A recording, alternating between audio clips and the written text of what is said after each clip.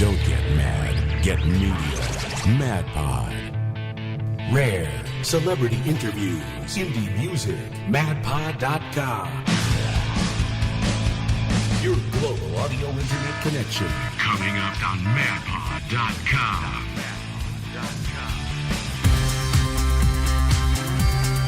Hey everybody, how you doing? JADonnelly with you, madpod.com. Welcome to this week's CoronaSDk App of the Week from Anska Mobile. And we're going to talk to Ed Anderson from Mongadillo Studios with his App of the Week, ZDay Survival Simulator.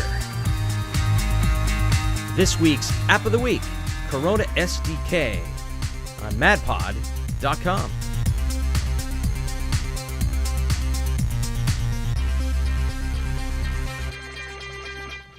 Don't get mad, get media. MadPod. madpod.com. Hi everybody, JADonnelly, madpod.com, and today's CoronaSDk App of the Week, we have Ed Anderson from Mongadillo Studios on the line, and we're going to talk about his app, ZDay Survival Simulator. Hello, Ed. Hi.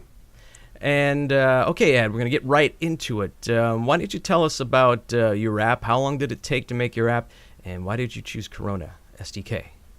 Great. Yeah, it's actually an app that I had an idea for in the summer of 2010, and I started messing around with writing and trying to figure out basically how it would work. At the time, I was working on a project with someone else using a different game engine, a 2D game engine, and that didn't seem quite like a very good fit, but I wasn't really at that point. When I got ready to develop, I had been looking for alternatives to other game engines I had used, and I'm not sure if I'm supposed to name them, but I was just really kind of disappointed with how clunky and difficult they were to manage. And Corona presented a very, very clean-looking interface and a very easy-to-understand way of putting together screen views, which is essentially what ZDay Survival Simulator is a series of interactive screen views.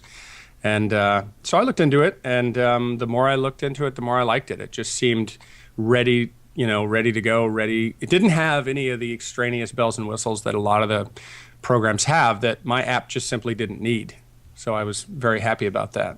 How long did it take you to actually make the app from start to finish once you started using Corona? Right. Once the design was done, I got with a developer in Australia, and he and I started working in August of 2011, and we uploaded binary to Apple December 31st of 2011, about an hour before midnight.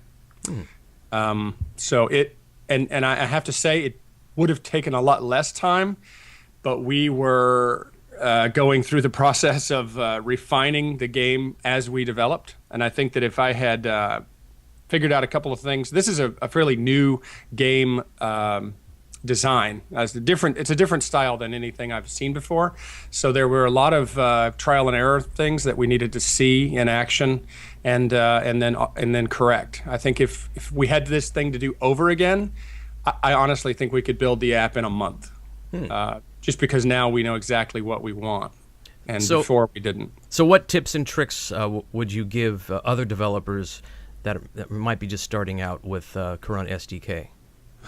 Well, I'm not a developer myself. I'm an animator and an artist, and I like to write and I design things. So I can't give them any technical tips, but I will say to anybody who wants to develop a game, first of all, find a good developer who you trust, who will have the courage and the knowledge to tell you when you're making a mistake, and maybe the courage to stand up to you and say, no, we really shouldn't do that, because you're not. Maybe to challenge you and to not say yes to everything that you suggest, because that can really lead to feature creep and runaway.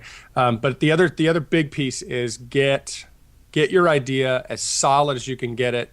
Get as much of your graphics and your art and your design done in, advance of going into development, because once you're in development, you really don't want to be doing that stuff. It's really, really difficult to do those things in tandem with game development. So I would never do that again. It was painful.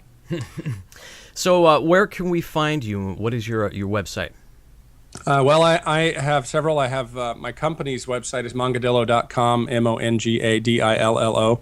The website for the app for ZDay Survival Simulator is ZDayNow.com, and that's pretty easy to spell. And those are the two main websites. The rest are ancillary websites that support other things we've done, like television shows and web series and things like that. Well, thank you very much, Ed Anderson from Mongadillo Studios with his App of the Week, ZDay Survival Simulator, Corona SDK App of the Week. Thanks, Ed. Thank you.